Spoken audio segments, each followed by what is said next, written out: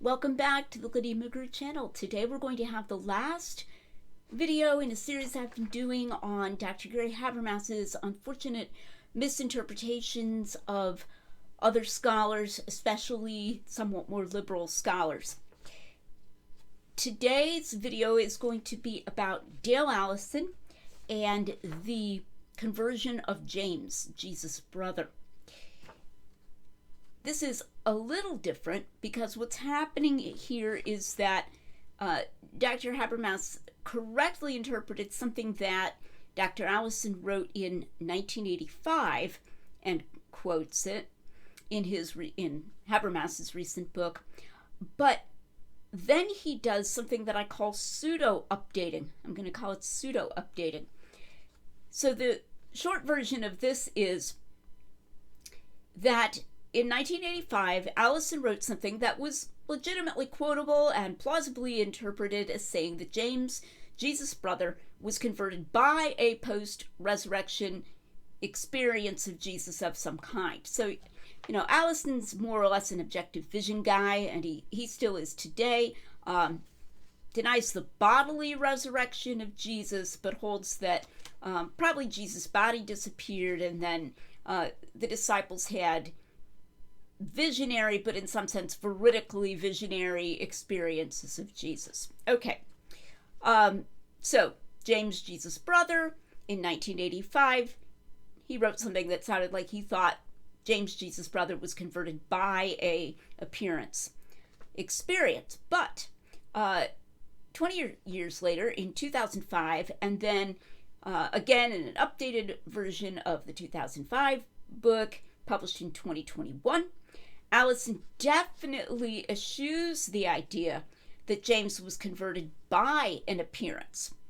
So, he had an appearance experience probably of some kind, but it needn't have been what changed him from an opponent of Jesus to a follower and a leader in the church. And in fact, he even went so far as to say that it was an apologetic bias that caused people to seize on the idea that James was converted by the appearance, as opposed to his already having been a follower and then having an appearance experience. I don't know, did he think that he had an apologetic bias back in 1985? I don't know. But he definitely questions that, and he says that we don't have any good reason to think that, as opposed that he was converted by it, as opposed to first becoming a follower, and then because he was already a follower, he had an experience. All right. In Habermas's recent book on the resurrection, Habermas quotes the legitimate sentence from Allison's 1985 book, and he footnotes that, but then he also footnotes the relevant pages on the conversion of James from the 2005 and the 2021 books, both in that same place, where he's just quoted what Allison said in 1985. But he neglects to inform readers, and perhaps didn't even notice, that Allison has changed his mind. So it looks as though he's updating the scholarship. He's referring to more recent books, and as if at a minimum they don't contradict what Allison said in the earlier book, but in fact they say something quite different. So, did he just not notice it or what? I mean, it's a very serious problem from a scholarly point of view to footnote two works by the same author as if they're saying the same thing, when actually the later one is contradicting the earlier one. That's a big problem. Okay. So let's see this in detail. All right, so here's the quote from Habermas's recent book. Moreover, Dale C. Allison, referring to himself as a quote-unquote cryptic deist, comments that, quote, presumably James, the brother of Jesus, was not a believer before Easter, but only after he had an encounter with the risen Lord. Okay. Now you can see why this is somewhat significant within Dr. Habermas's system, because he likes to say, even so-and-so acknowledges this. So in this case, he's emphasizing that Dale Allison calls himself a cryptic deist, but even so, he acknowledges that James, the brother of Jesus, was only a follower after having an encounter with the risen Lord. Now, there are 2 footnotes to this sentence that I just read you from Habermas, and I'm going to read you the footnotes. One of them comes after the phrase cryptic deist, and one of them comes at the end of the quote from Habermas's book. So the one after cryptic deist, Allison, Resurrecting Jesus, pages 215, CF 269, 343. These appear to be citations to places where Allison talks about his own personal predilections. Calls himself a cryptic deist, talks about the importance of worldview, and so forth. And then it says, Allison also addresses similar matters in The Resurrection of Jesus, that's the 2021 book, 77 through 79. So it just addresses similar matters. So you look it up, Resurrection of Jesus, which is the 2021 book, 77 to 79. It's not about being a cryptic deist. It's not about worldview. It's the section in that book on the conversion of James. It's the pages on the conversion of James. And we'll see in a minute here what Allison actually says there. So this is right in this sentence about commenting that presumably James was not a believer before Easter, but only after he had an encounter with the risen Lord. All right, and then the next Habermas footnote, note 34, comes at the end of the sentence. Allison, the end of the ages has come. An early interpretation of the Passion and Resurrection of Jesus. Philadelphia Fortress, 1985, 167. Okay, so that's the place where Allison actually says that quoted sentence. Footnote continues. Also, Allison, Resurrecting Jesus, that's the 2005 book, 237, note 146, 262, 63. Now notice, you're citing the page where Allison says this thing about James only being converted after an encounter with the risen Christ. And you cite that, and then you go also, and you cite a different book by Allison and specific page numbers in that different book by Allison. Readers are going to very naturally assume that Allison isn't contradicting his earlier view, that those pages you're citing are either saying the same thing or at least saying something that is not contradictory to the sentence that you just quoted and cited. That's just natural. If it's not the case, you better tell people. All right. So let's go chronologically. First of all, the 1985 quote is fairly quoted and reasonably interpreted in the way that Habermas interprets it. I'm not challenging that. In fact, the context of the 1985 quote actually strengthens the interpretation. Allison says in the context, he's been arguing that the list in 1 Corinthians 15 doesn't seem to be emphasizing the fulfillment of apocalyptic expectations, such as Jesus coming in the clouds of heaven, and that the Easter faith of Jesus' followers doesn't seem to be fully explained by their pre-Easter expectations. And so then he says, and it should perhaps be observed in passing that pre-Easter expectation can in any case have had nothing to do with Paul's visionary experience in conversion, and presumably James, the brother of Jesus, was not a believer before Easter, but only after he had an encounter with the risen Lord. So there's nothing to complain about in Habermas's quoting and interpretation of that sentence. You could quibble over the fact that the cryptic deist self-designation doesn't come till a later book, so it's not at the very same time. But that's trivial. That's not something I'm emphasizing. All right. But Allison definitely changed his mind by the time he got to the 2005 book, which is cited with just the word also in that very same footnote of Habermas. So let's see what he says on the very pages that Habermas cites. All right, Habermas even goes to the trouble to cite a footnote in Allison. Page 237, note 146, says Allison, although it is commonly supposed that James was no follower of the pre-Easter Jesus, caution is in order. See below, 261 to 263. So this is already a little weird. It's like, why are you citing a footnote that says caution is in order about the very thing that you were just, upholding, just saying, wow, Allison says he's a cryptic deist, but he says this, but now he's saying caution is in order in that note. So what's that about? Well, let's go to 261 to 263, also cited in the same footnote by Habermas. All right. Here's what Allison actually says. This leaves us with nothing save the bare-boned 1 Corinthians 15:7, and then he quotes it in Greek, but what it means is he appeared to James in that list in 1 Corinthians 15.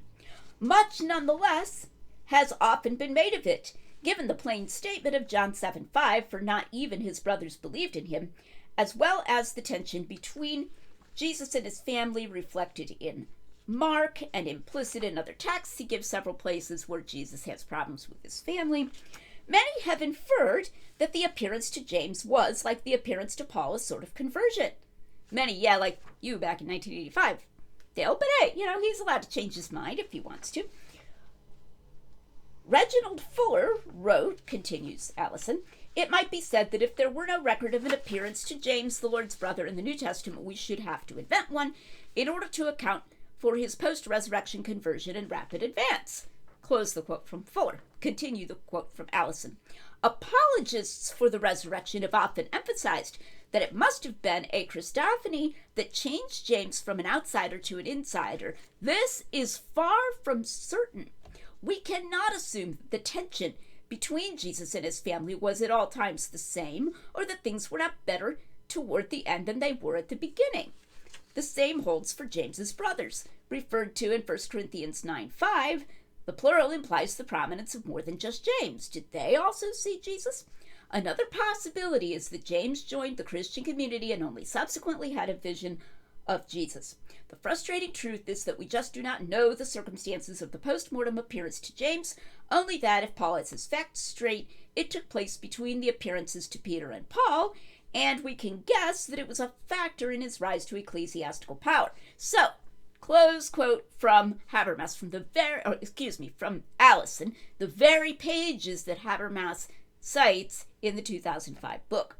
It is unequivocal in being dubious about the statement that James was converted by a pre-Easter appearance. A post-Easter, sorry. Let's start over again.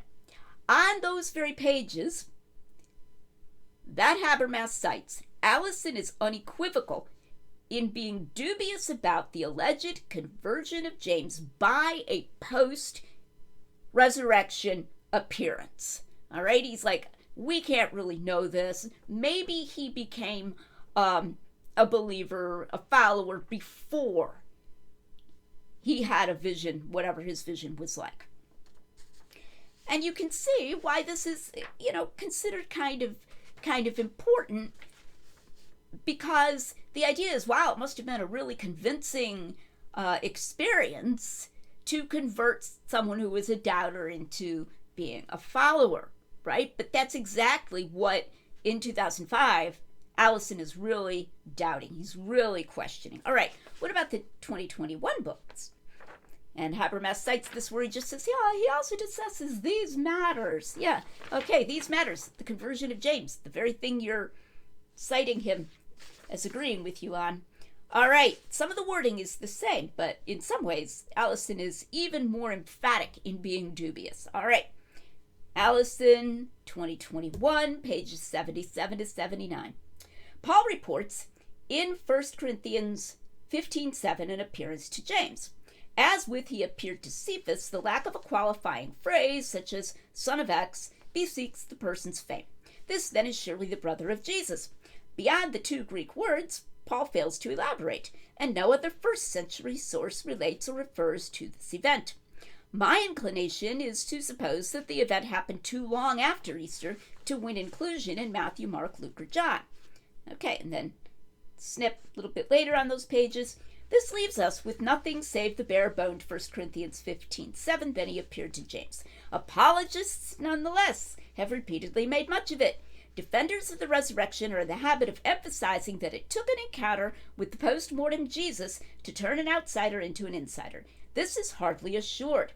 I am reminded of what von Kampenhausen wrote in another connection: in the absence of any evidence, the imagination has the field to itself as wide as it is barren. We do not know that the tension between Jesus and his family was the same at all times, or that things were not better toward the end than near the beginning. And what excludes the possibility that James joined the Christian community and only subsequently had a vision of Jesus? With regard to James, there are three possible sequences. 1. James's doubter, James's follower, Easter Sunday appearance to James. 2. James's doubter, Easter Sunday appearance to James, James's follower. 3. James's doubter, Easter Sunday, James's follower, appearance to James. The many modern writers who rather favor scenario 2 often do so, one suspects, for the apologetical payoff. This sequence turns James into Paul. In both cases, a resurrection appearance makes a believer out of an unbeliever.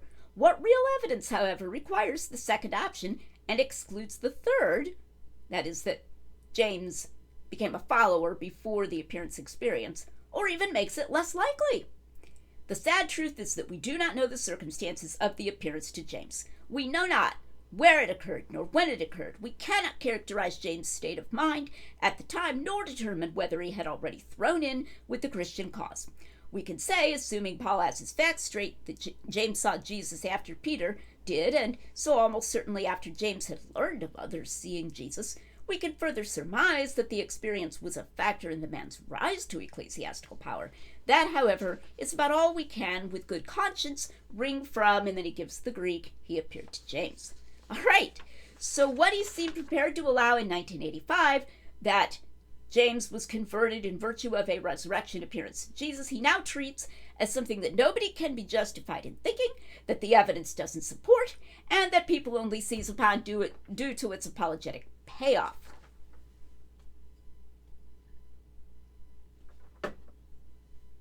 Habermas cites those very pages where Allison says those dismissive things about apologists' use of the appearance to James.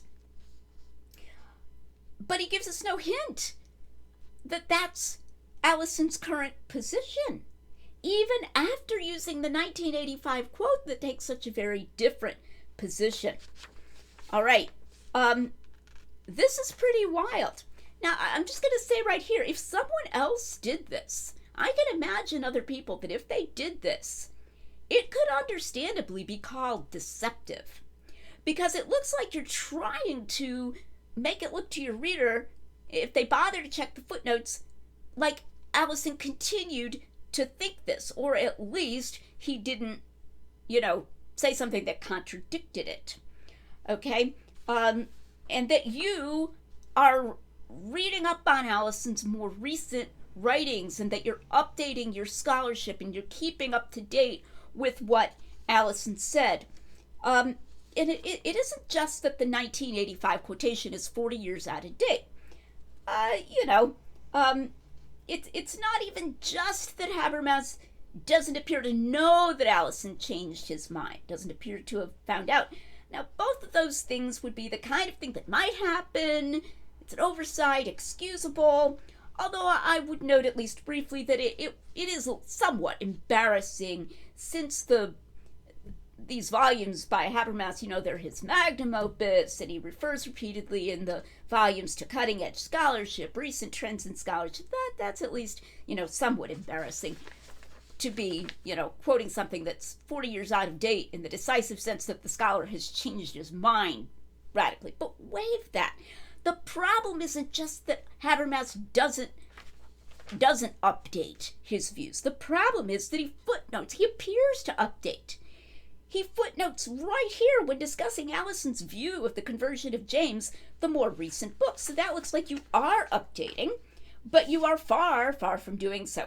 Apparently, someone merely found the page numbers in Allison's 2005 and 2021 books where he just discusses the general topic of the conversion of James, stuck them in there. Let's put something in the footnotes about the places in Allison's more recent books where he says something about the conversion of James, but maybe didn't even notice, and certainly doesn't bother to tell the reader that the truly updated information is that Allison no longer thinks that James was converted by an Easter appearance experience. Charitably, it's charitable to assume that this was a serious, serious oversight, that perhaps whoever found these pages, be it Dr. Habermas or one of his assistants, didn't even read them, beyond noticing the general topic that they were on, and it didn't say, wait, looks like Allison changed his mind from the very sentence that we're quoting right there in the main text, and so we should really say something about that so that it doesn't look like we're hiding it. Nobody did that. Nobody did that, and that's what I mean by pseudo-updating. And from a scholarly perspective, that's a pretty big deal, because it really leads the reader to think that you're doing a quality of scholarship that you are very far from actually doing. A few closing remarks on my series. It has turned out, a little bit to my surprise, that the go-to defense and response to my series among the supporters of Dr. Habermas is very, very lame, and it is, you're always going to get some errors in a really, really big book. Think about that for a minute.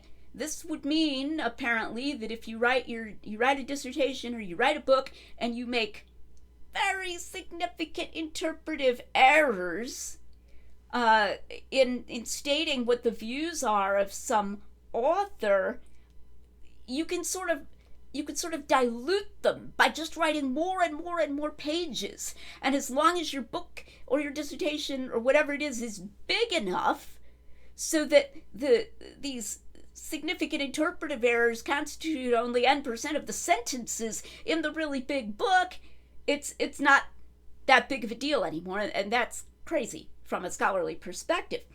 In a book of this size, errors will always be present.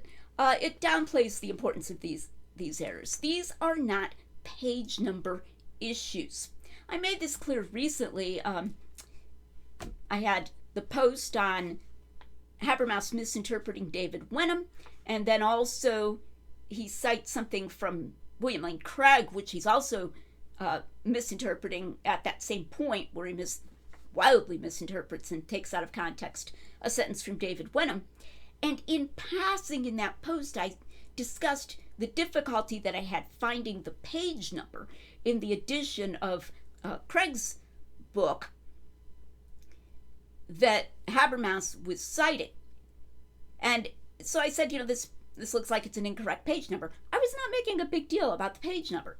So someone drew my attention to the fact that in a different edition of Craig's book, it looks like Habermas has the correct page number, and here's the passage that he probably had in mind. He's still misinterpreting the passage completely. It doesn't say what he's citing, and that was my point. The only reason I mentioned page numbers there was because I wanted to show that I was trying to chase down the content. The content's what's important, and I was like, well, I'm not finding it on this page. Maybe he's referring to this page. These are not typos. These are not accidentally writing, one person's name when you meant to say a different person's name. That can happen. Happens to me, happens to other people. That's not what these are on a level with.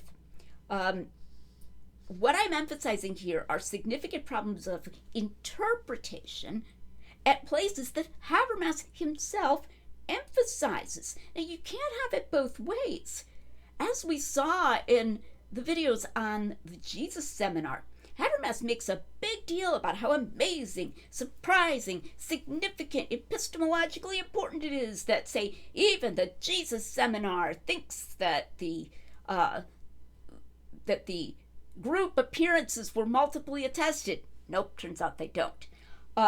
Or here, that Dale Allison, while calling himself a cryptic deist, admits that James was converted by an appearance of Jesus. All right, so from the perspective of Dr. Habermas and his minimal facts method, you can see why this is important, because so much of it turns on saying that you're using facts that are acknowledged even by critical scholars. So if he's going to make a big deal about it, wow, even the amount of respect that the Jesus Seminar gives is somewhat amazing. I think that was the phrase. Surprising, astonishing, whatever.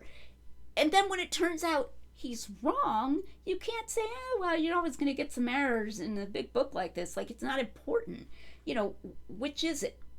And if you are using the minimal facts argument, take note in your own mind of the extent to which you are relying on Dr. Habermas's interpretations and summaries of liberal scholars, so that, you're accepting the statement that at least such and such a percent, or sometimes it'll even be said virtually all, liberal scholars acknowledge this or that thing. You're relying on it a lot, on his ability to interpret and summarize the literature, the articles, and the books that they're writing. So this should definitely concern you. In addition, of course, there are the other, I think, very important and in some ways more interesting epistemological issues that I've highlighted elsewhere concerning the nature of the appearances, the minimal facts, saying that you can grant for the sake of the argument that the Gospels are unreliable. But this, where it turns out that repeatedly Dr. Habermas is making these rather surprising statements in summary of a scholar, and even making a big deal about how surprising this is, and then you go look it up and he's just completely misinterpreting. In one sense you could say that's not as interesting, but it's an issue that is independent of the epistemic issues. And so even if you haven't, bothered to research or wrap your head around the epistemic issues, which I think you should do, you should be concerned by this. Now, once again, I haven't done this out of personal ill will. And as you saw in last week's, I've tried very hard to be scrupulously fair. And you could see that this week as well, where I said, that's what Allison really said in 1985, and it fits with the context and everything. But it's nonetheless important to bring this out and say, wow, these are some really problematic interpretive errors. They're like way off. Having the Jesus Seminar give respect to something that they code black, and they say is entirely fiction. And I actually think it's better if these warning bells are sounded by Christians, and even Christians who call themselves apologists, like I call myself an apologist. Apologetics, the term, gets such a bad rap that it just means saying whatever we have to say to get people to agree with a predetermined conclusion, that we have no real interest in objective scholarship and considering things that go against our preferred conclusion, and none of that is true. So I think when one person, myself, calling myself an apologist, says this other person, Dr. Habermas, who is an apologist who's arguing for the same conclusion I'm arguing for, that Jesus rose from the dead, but he's making these really problematic mistakes, I think that shows high standards for scholarship, that Christians and even Christian apologists can have very high standards for scholarship. We're not engaged in some kind of mutual protection society, and that we're trying to hold each other to high standards for interpretations and for arguments. That concludes my series. As mentioned before, I have a couple of blog posts on similar concerns concerning C.H. Dodd and David Wenham, and you can read those as well. We'll move on to something new next time, and I'll leave that a mystery. You'll find out what it is when you come back next time here to the Lydia McGrew channel, where we're making common sense rigorous.